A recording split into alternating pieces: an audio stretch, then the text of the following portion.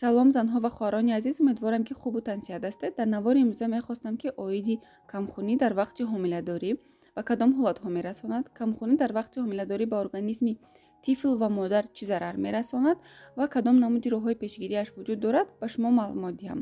оиди худи камхунӣ чист, кадом намуди камхуниҳо вуҷуд дорад, тарзи пешгирӣ ва табобати он, хӯрокҳои фоиданок дар вақти камхунӣ дар канали мо аллакай навор ҳаст.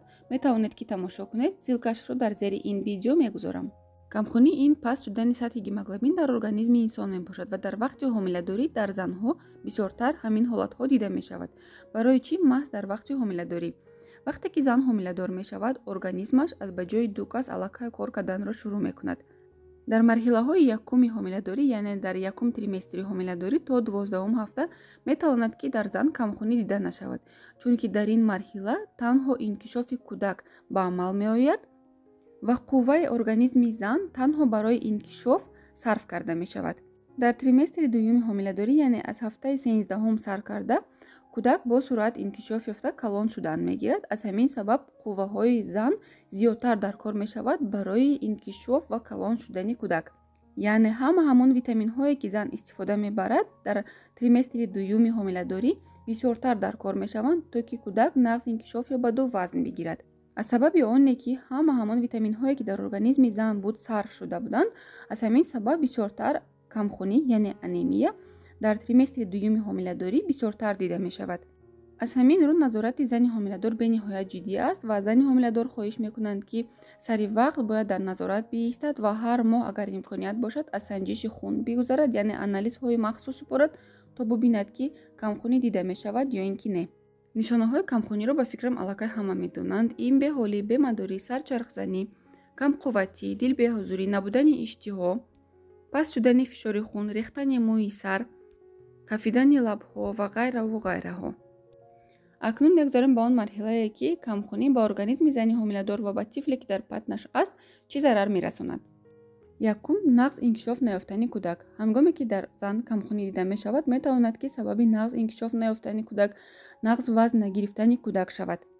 дуюм, метавонад ки кӯдак аз инкишоф бозмонад. бале, камхунӣ низ метавонад сабаби аз инкишоф мондани кӯдак шавад, чунки ҳамон витаминҳо ва моддаҳои зарурие ки ҳаст бениҳоят кам мешаванд дар организми зан ва метавонад ки ба тифл нарасад. аз ин рӯ метавонад ки кӯдак аз инкишоф бозмонад. сеюм, токсикози бениҳоят вазмин. яке аз сабабҳои токсикоз ин камхунӣ низ ба ҳисоб меравад. чорум, таваллуди бармаҳаллӣ, яъне барвақт таваллуд кардан. 9 моҳи пурра нашуда метавонад ки зан таваллуд кунад. панҷум, ин вайроншавии гардиши хуни амроҳак ва кӯдак, чӣ хеле ки бо забони русӣ мегӯянд нарушение маточно-плацентарного кровообращения. шашум, ин баъд аз таваллуд дар модар кам будани шир. бале, камхунӣ низ метавонад ки сабаби кам будани шир дар модар шавад, чунки моддаҳои даркорие ки ҳаст организми модар ҳамонро қабул намекунад ё ин ки онҳо бениҳоят кам ҳастанд. аз ҳамин сабаб метавонад ки шири модар низ кам шавад. дар организми зан бошад чӣ норасогиҳо дида мешавад ҳангоме ки зан бо камхунӣ таваллуд кунад. чӣ хеле ки бисёриҳо аллакай аҳамият дода бошанд, баъд аз таваллуд зан бениҳоят беҳол, бемадор, камқувват мешавад, мӯйҳои сараш бениҳоят зиёд мерезанд. инчунин аз ҳад зиёд хоболудӣ, дарди сар, сарчархзанӣ дида мешавад. ин ҳамаш нишонаҳои камхунӣ ва норасогии ҳама намуд витаминҳо ва микроорганизмҳо дар организм мебошад. аз ҳамин рӯ пас аз таваллуд бояд ки зан ягон хел диета накунад, хӯрокҳои витаминдор, ғизонок бисёртар истифода барад. дар худ ҳамон бисёриҳо гумон мекунанд ки пас аз таваллуд бояд ки зан диета кунад, истифодаи меваю сабзавотҳоро кам кунад ё ин ки умуман истифода набарад, чунки метавонад ки ба тифл зарар кунад. дар асл бошад ин гап ягон хел асос надорад. бояд ки зан махсус витаминҳо ва меваю сабзавот истифода барад, то ки ҳам организми худаш бақувват шавад, ҳам организми кӯдак бақувват шавад. табобати камхунӣ дар вақти ҳомиладорӣ ва пас аз он бошад чӣ гуна аст? вақте ки зан ҳомиладор нест, агар ки камхунӣ дида шавад, метавонад ки бо истифодаи баъзе намуд хӯрокҳо каме ҳам бошад ҳолаташро беҳтар кунад, вале дар вақти ҳомиладорӣ бошад танҳо хӯрокҳо камӣ мекунад. ба ғайр аз хӯрокҳое ки камхуниро бартараф мекунанд, бояд ки махсус доруҳо истифода барад.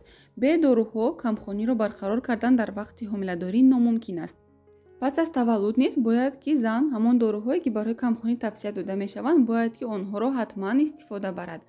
агар ки дар марҳилаҳои аввали ҳомиладорӣ дар зан камхунӣ дида нашавад, ин маънои онро надорад ки зан бояд ки витаминҳо истифода набарад, чунки он метавонад ки дар марҳилаҳои дигари ҳомиладорӣ пайдо шавад, яъне камхунӣ.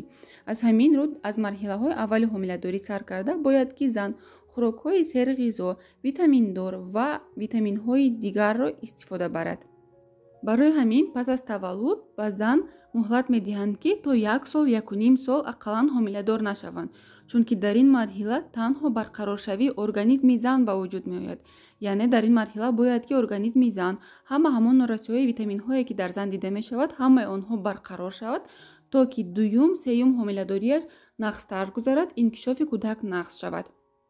агар ки шумо камхун бошеду боз дуюмбора ҳомиладор шавед, метавонед ки ҳам ба тифли дар батн будаатон зарар расонед, ҳам ба организми худатон зарари ҷиддӣ расонед. дӯстони азиз, умедворам ки навори имрӯза ба шумо писанд меояд. чун ҳар вақта фикрҳои худро оиди ин навор дар комментарияҳо пешниҳод намоед. саломат бошед.